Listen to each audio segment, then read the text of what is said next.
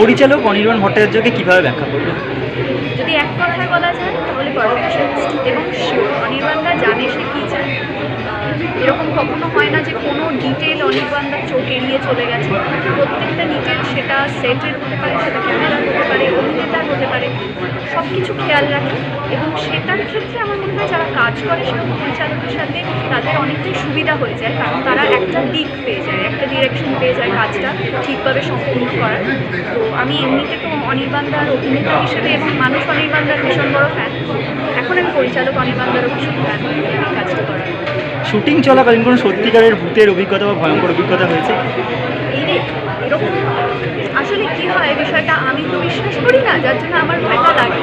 একটা ঘর ছিল আমাদের বল্লভপুরের যে রাজবাড়িটা হয়েছে সেখানে, সেইটা যা হয় না এরকম একটা পুরোনো রাজবাড়িতে গেলে সবসময় বলা হয় যে ওই ঘুরতে একটু একটু গণ্ডগোলের আছে, ওখানে ঢুকিস না। আমি সোজা ঢুকে পড়েছি, ঘুরে বেরিয়ে ঠিক বাইরে চলে এসেছি, আমার কিছু হয়নি, ভয়ও করেনি।